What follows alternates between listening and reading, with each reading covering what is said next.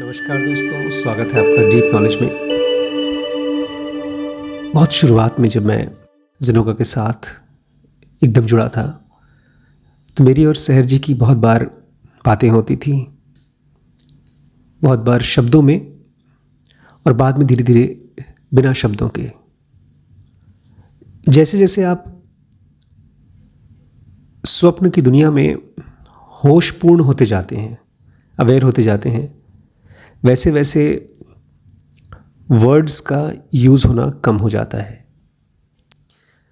मैं एक बार उनसे बड़ा परेशान होकर के बोल रहा था कि मैं कैसे जाऊं, कैसे अपनी कमियों को ख़त्म करूं।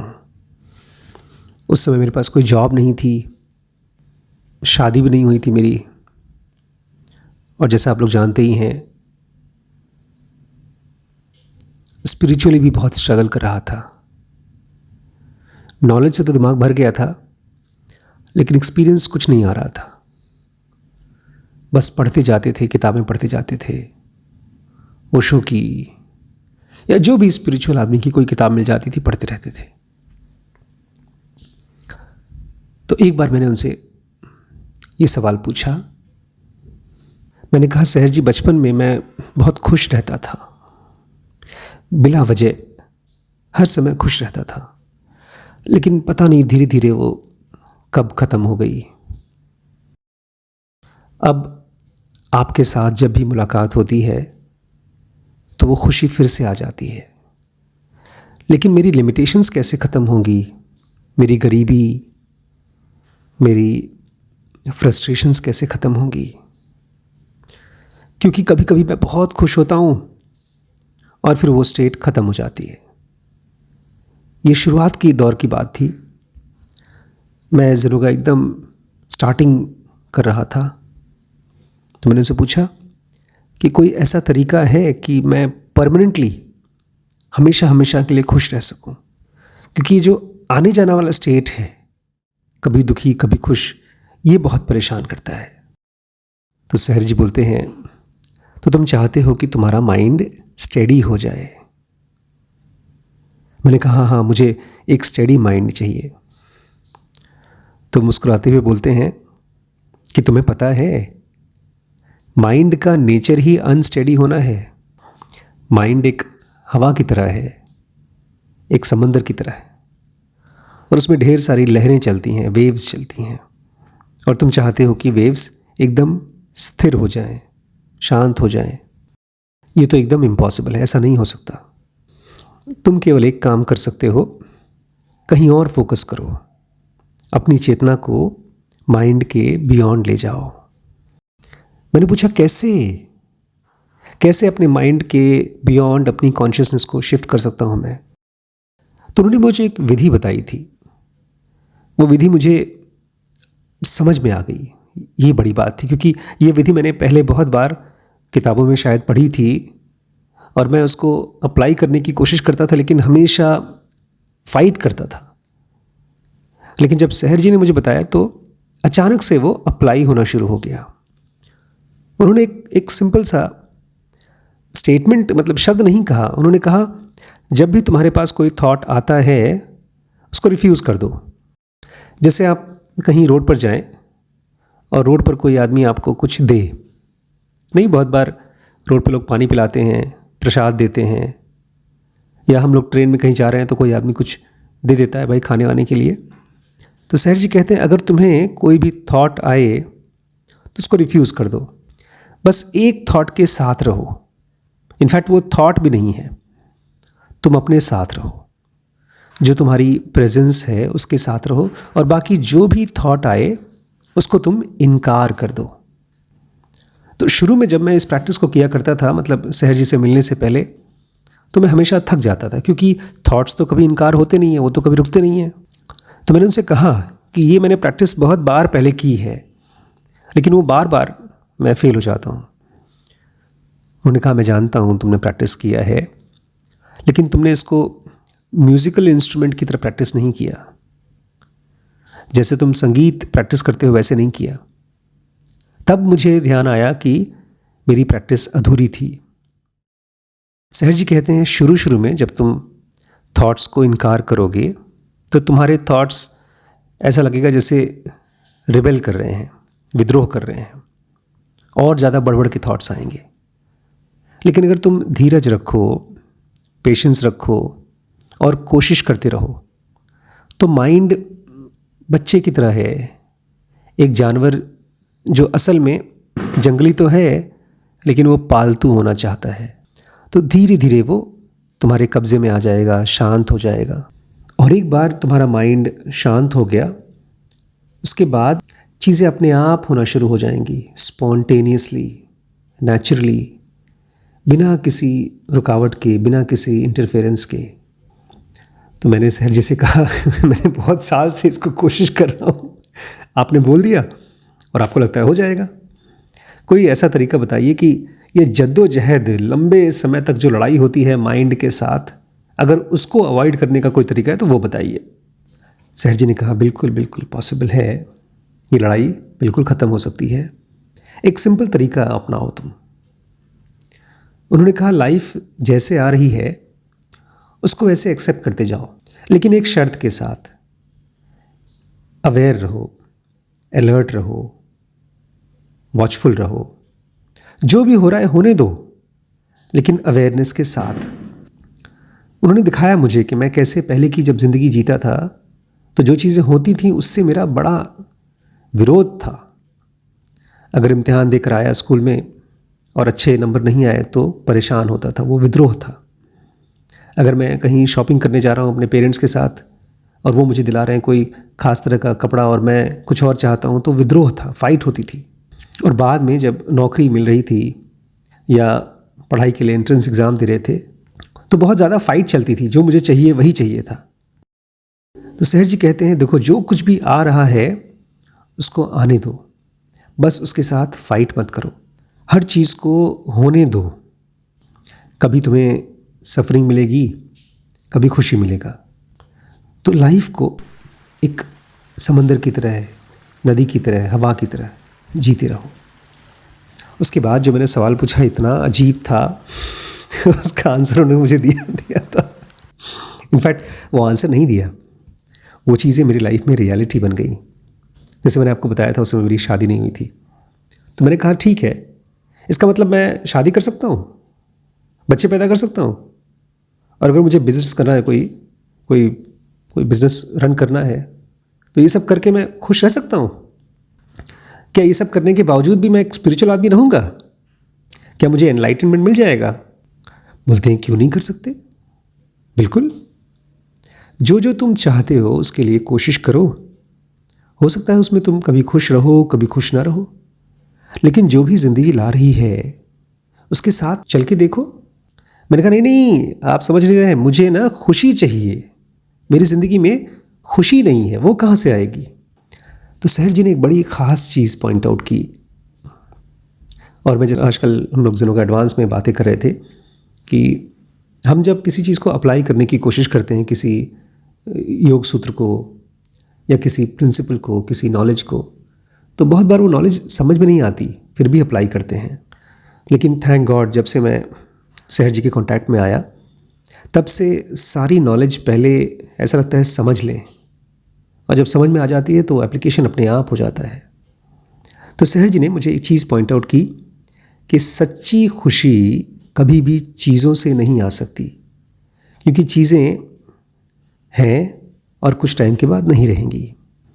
इसलिए जब भी हम बाहर की किसी चीज़ के ऊपर आश्रित हैं, और बाहर की चीज़ मतलब इस दुनिया की चीज़, रुपया पैसा नाम वगैरह वगैरह, और उसके साथ साथ हमारा शरीर भी बाहर की चीज़ है। तो जब तक हम बाहर की चीज़ के साथ आश्रित हैं तब तक हमको कभी प्लेजर मिलेगा और कभी पेन मिलेगा, ये एक अटल सत्य है। और फिर उन्होंने कहा जो सच्ची खुशी होती है वो असल में दुख का परमानेंट एंड होता है। तो वो जो सच्ची खुशी है वो तो तुम्हारे ट्रू सेल्फ से और केवल ट्रू सेल्फ से आ सकती है।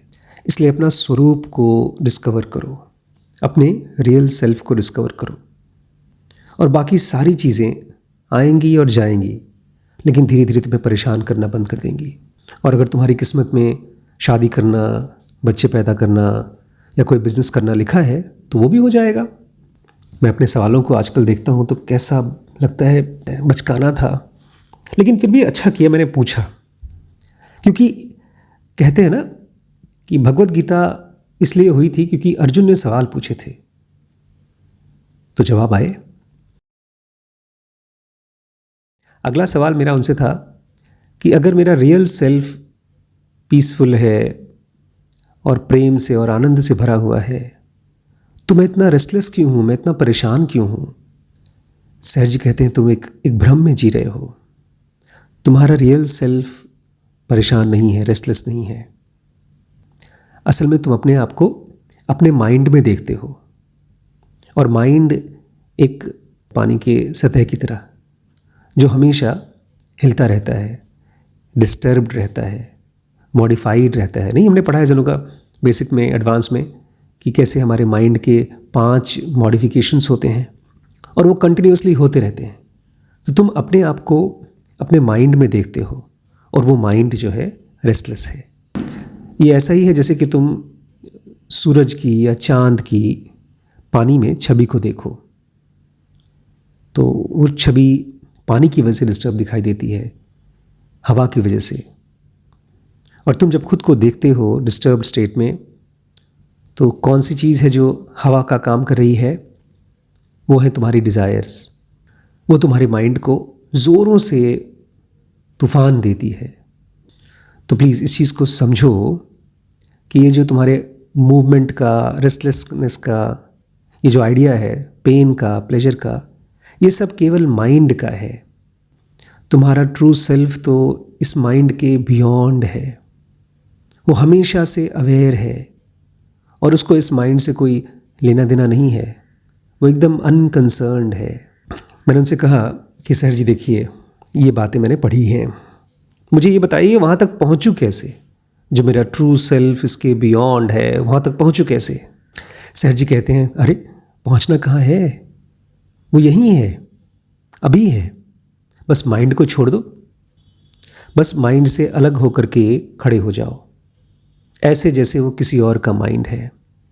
और एक बार जब तुम खुद को अलग होकर देखना शुरू करोगे, तो तुम्हें ये पता चलेगा कि ये भी एक तरीका है जीने का। तुम्हारा एक एस्पेक्ट है, तुम्हारा एक रूप है। एक तरीका है उस माइंड में लिप्त होकर जीने का, और एक तरीका है उस माइंड से अलग होकर के, डिटैच होकर के जीने का। मैंने फिर से उनसे कहा नहीं सर जी, मैं बहुत परेशान रहता हूँ, प्लीज़ मुझे ऐसी कोई बात बताइए ताकि मैं शांत हो सकूँ, पीसफुल हो सकूँ। सर जी कहते हैं तुम्हें क्यों चाहिए पीस? क्या करोगे उसकी? क्या फ़ायदा होगा तुम्हें पीस से? मैंने कहा अरे सब चाहते हैं पीस, मैं भी चाहता हूँ, उससे मुझे खुशी मिलेगी। तो उन्होंने कहा क्या अभी तुम खुश नहीं हो? मैंने कहा नहीं, अभी बिल्कुल खुश नहीं हूँ। तो उन्होंने अचानक से मेरे माइंड को एक जगह पर फोकस करने की कोशिश की। उन्होंने कहा अच्छा ही बताओ, अभी देखने की कोशिश करो क्या चीज़ है जो तुम्हें अभी दुखी कर रही है। मैंने कहा इसका आंसर बड़ा साफ, मेरे पास इस समय वो चीज़ें हैं जो मैं नहीं चाहता, और जो चीज़ें मैं चाहता हूँ वो मेरे पास है नहीं। मैं पैसा चाहता हूँ, मेरे पास पैसा है नहीं, और मैं गरीबी नहीं चाहता हूँ, गरीबी मेरे पास है। सर जी कहते हैं काम करो, इसको उल्टा कर दो, जो तुम्हारे पास है उसको चाहो, और जो तुम्हारे पास नहीं है उसकी चिंता करना छोड़ दो। मैंने कहा वाह, ये बड़ी अच्छी बात कही आपने। जो चीज़ मुझे तकलीफ़ दे रही है मैं उसको रखे रहूं, और जो चीज़ मुझे परेशान कर रही है उसको मैं और पास ले आऊं, और जो चीज़ मैं चाहता हूं जिसकी वजह से मुझे खुशी मिलेगी वो चीज़ के बारे में सोचना ही छोड़ दूं, तो पाऊंगा कैसे उसको? उसके बाद एक बात मुझे समझ में आई। प्लीज़ मैं चाहता हूं आप इसको ध्यान से सुने और ये चीज़ आपकी भी समझ का हिस्सा बन जाए। सर जी ने कहा तुम्हें कैसे पता, उन्होंने ये चीज़ पॉइंट आउट की, और मैं अक्सर बच्चों से ये बात कहता हूँ कि तुम्हें कैसे पता कि जो चीज़ तुम चाहते हो उसको पाके तुम खुश हो जाओगे। मैंने कहा अरे सबको देखता हूँ मैं, जिनके पास पैसा है वो ज़्यादा खुश हैं, कंफर्टेबल हैं। सर जी कहते हैं कि देखो देखो देखो देखो, जब तुम खुशी को परस्यू करते हो तो तुम रियलिटी को परस्यू नहीं कर रहे हो, तुम खुशी को परस्यू कर रहे हो, खुशी के पीछे जा रहे हो। और ये तुम्हें कौन भेज रहा है खुशी के पीछे? ये तुम्हारा मेमोरी तुम्हें गाइड कर रही है। और इतने सालों से तुम खुशी पाने की कोशिश कर रहे हो, कभी तुम्हें खुशी मिली है? बहुत सी चीज़ों को तुम पा गए हो, लेकिन क्या तुम खुश हुए हो? मैंने कहा नहीं, खुशी तो बहुत दिन तक रहती नहीं है, बाद में फिर से कोई ना कोई तकलीफ़ आ जाती है। तो मैंने उनसे कहा कि मुझे लगता है ना, बेसिकली मैं ढेर सारा प्लेजर चाहता हूँ, और मैं चाहता हूँ मुझे पेन तकलीफ़ ना रहे, कोई डिस्ट्रेस ना हो, कोई फ्रस्ट्रेशन ना हो। तो मुझे ये बताइए, कोई ऐसी स्टेट है जो एकदम परमानेंट प्लेजर की हो, जिसमें कभी कोई दुख टच ही ना करता हो? सर जी ने पॉइंट आउट किया, देखो प्लेजर कोई भी टाइप का प्लेजर हो, चाहे वो मेंटल प्लेजर हो, चाहे फिजिकल प्लेजर हो, उस प्लेजर को एंजॉय करने के लिए एक इंस्ट्रूमेंट चाहिए। जैसे संगीत को एंजॉय करने के लिए कान चाहिए, फिल्मों को देखने के लिए आँख चाहिए, भोजन को एंजॉय करने के लिए जीभ चाहिए, पेट चाहिए।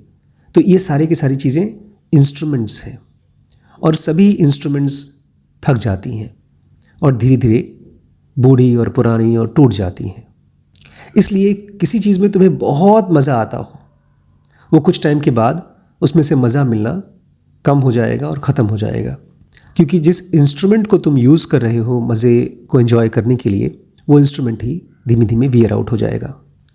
लेकिन तुम एक और बात देखो, सहर जी ने कहा, तुम उस प्लेजर को चाहते क्यों हो? तुम इसलिए चाहते हो क्योंकि तुम अपनी लाइफ में सफ़र कर रहे हो। अब तुम एक चीज़ को मिस कर रहे हो, तुम ये मिस कर रहे हो कि जो प्लेजर को खोजने का तुम्हारा सर्च है वही पेनफुल है। ये एक विशियस सर्कल है। तुम सर्च करते हो प्लेजर और तुम पाते हो पेन, फिर से तुम पेन पाते हो, दुखी हो, तो फिर से सर्च करते हो प्लेजर और फिर पेन पाते हो। ये एक विशियस सर्कल चलता रहता है। मैंने कहा मैं तो समझ गया आपकी बात, लेकिन इसमें से निकलने का कोई तरीका है? सहर जी ने कहा, अभी रुको रुको रुको, इतनी जल्दी निकलने की कोशिश मत करो। मैंने तुम्हें बताया, तुमने सुना, लेकिन जिस समय तुम किसी प्लेजर को परस्यू करोगे, किसी डिज़ायर को परस्यू करोगे, उस समय तुम्हें सजग होकर के, अवेयर होकर के उसको परस्यू करना है, क्योंकि ये सारा का सारा कन्फ्यूजन तुम्हारे माइंड के अंदर है, और इस माइंड ने कभी भी इस कन्फ्यूजन के स्टेट को समझने के लिए कुछ किया नहीं है। ये ऐसे समझो कि अभी तक तुम्हारा माइंड एक ऐसे जानवर की तरह दौड़ रहा था जंगल में, जिसके ऊपर कोई मालिक नहीं था। इसलिए जब उसको देखना शुरू करोगे तो शुरू शुरू में उसे दिक्कत होगी। तो मैंने कहा इसका मतलब है कि मैं चुपचाप कन्फ्यूज़ रहूं और कन्फ्यूजन को चलने दो बस? सर जी कहते नहीं नहीं, चलने मत दो, कन्फ्यूजन को आने दो, लेकिन उसके साथ साथ अलर्ट रहो। क्वेश्चन पूछो खुद से कि कन्फ्यूजन क्यों आया है, उसको ऑब्जर्व करो, उसको इन्वेस्टिगेट करो अगले दिन, 2 दिन, 3 दिन बाद तक। इस कन्फ्यूजन के बारे में जो जो चीज़ें तुम जान सकते हो वो सब जानने की कोशिश करो। देखो ये कैसे ऑपरेट करता है, देखो ये क्या करता है तुमको। जब तुम अपने कन्फ्यूजन के बारे में कुछ जानोगे तो तुम उसी प्रोसेस में कन्फ्यूजन से मुक्त भी होते जाओगे। ये ऐसे ही है जैसे तुम किसी गाड़ी के बारे में, कार के बारे में, बाइक के बारे में जितना जानते हो उतना ही तुम उस गाड़ी को चला सकते हो, वही तुम्हारी मुक्ति है। और उसके बाद फिर मैं अपनी ट्रांस में से निकल गया। एक मित्र हमारे पूछ रहे थे कि सहर जी तो दुनिया को छोड़ के जा चुके हैं और आप उनसे सपने की दुनिया में, डीप मेडिटेशन में बातचीत करते हैं, तो क्या ये भी आपका माइंड नहीं है? बिल्कुल है दोस्तों। माइंड के 2 तरीके हैं काम करने के, एक रैंडम थॉट्स आना और एक आप उनके थ्रू दुनिया को समझने की कोशिश कर रहे हैं। जब आप किसी किताब को पढ़ते हैं तो अपने माइंड के थ्रू ही एक दुनिया का कॉन्स्ट्रक्ट समझने की कोशिश करते हैं। और चाहे सहर जी मेरे मन की कल्पना ही हो, जो कि मुझे लगता है कि सच नहीं है, मुझे लगता है वो रियल है, बट मान लीजिए अगर वो मेरी मन की कल्पना भी हैं, तो मेरे ही मन का एक पार्ट है जो कन्फ्यूज्ड है। चलिए उसको नाम देते हैं माइंड, और मेरे ही मन का दूसरा पार्ट है जो उसको क्लैरिटी दे रहा है। उसको मैं क्या नाम देना चाहूँगा? आई सेंटर, या शायद सेक्शन 2B, या शायद आत्मन। तो अगर मेरा एक हिस्सा दूसरे हिस्से को हेल्प कर रहा है गाइड होने में, तो क्या बुराई है? ऐसा अक्सर हमारे शरीर के साथ होता है। हमारे शरीर में बीमारी आती है तो हमारे शरीर का कुछ हिस्सा है जो कमज़ोर और परेशान और थका और स्ट्रगल करता है, और फिर हमारे शरीर के कुछ दूसरे हिस्से होते हैं जो लड़ाई करते हैं, इम्यूनिटी का काम करते हैं, उस बीमारी को हराने की कोशिश करते हैं, तो हमारे ही शरीर में बीमारी और हमारे शरीर में इम्यूनिटी दोनों साथ में काम करती हैं। और ठीक ऐसे ही आपके माइंड में भी अगर काम हो सके तो उसको फिर मैं एक अच्छा इमेजिनेशन मानूंगा। और एक बात आपको बता दूं दोस्तों, दुनिया की जो भी महान डिस्कवरीज़ हुई हैं, जो बहुत हेल्पफुल डिस्कवरीज़ हैं, वो साइंटिस्ट्स ने कहा है कि मुझे डीप ट्रांस में हुआ है। वो ये नहीं कहा करते थे कि मुझे किसी इंसान ने कराया है, मैंने खाली उसी को नाम दे दिया है, सहर जी का नाम दे दिया है। अब वो नाम देने से एक पर्सनल टच हो गया है, क्या फ़र्क पड़ता है। मैं बहुत शुक्रगुजार हूँ लाइफ का कि उसने मेरी कन्फ्यूजन को ख़त्म किया। अब मैं माइंड के बियॉन्ड रहता हूँ 24 घंटे। माइंड के साथ मैं तभी काम करता हूँ जब मुझे कुछ सोचना होता है। अब माइंड मेरा एक बहुत ही वफ़ादार एलाई हो गया है, दोस्त हो गया है। पहले बेचारा वो भी कंफ्यूज था, वो भी परेशान था और मैं भी परेशान था। और इस तरह से मेरी यात्रा from mind to beyond, from limitation to unlimited हो गई है दोस्तों। खैर, ये सारी चीज़ें जो मैं आपसे शेयर करता हूँ, इसका बेस क्या है? इसका बेस है ज़िनोगा, जो एक साइंस है, एक विज्ञान है। उसी को मैं चाहता हूँ आप खुद और अपने बच्चों को सिखाएं। हर घर में हर बच्चे को ज़िनोगा सीखना चाहिए। ज़िनोगा बेसिक और एडवांस कोर्स ऑनलाइन है, आप घर से कर सकते हैं। और इसी के साथ साथ हमने WBX स्टार्ट किया है, जो पैसे को लेकर के, बिज़नेस को लेकर के है। और अब तो हमने ढेर सारे छोटे छोटे शॉर्ट सीरीज़ बनाए हैं, लॉन्ग सीरीज़ बनाए हैं। शॉर्ट सीरीज़ वो हैं जिसमें हम 10, 12, 15 वीडियोज़ का या शायद 20 वीडियोज़ का सेट होता है। लॉन्ग सीरीज़ वो हैं जिसमें 30, 40, 50 या शायद उससे भी ज़्यादा, कभी कभी 100 वीडियोज़ की सीरीज़ होती है। और कोर्सेज़ वो हैं जिसमें शायद 200, 300 और कभी कभी 400-500 वीडियोज़ की भी सेशंस होते हैं। तो हमारा ऐप है डीप नॉलेज, उसको आप डाउनलोड कर लीजिए और जो भी कोर्स आपको करना है अपने बजट के हिसाब से आप आराम से कर सकते हैं। You're most welcome. और ज़ेनोविले का कैंपस बनाने में आप हमारी सपोर्ट करिए, मदद डोनेट करिए दोस्तों। Thank you.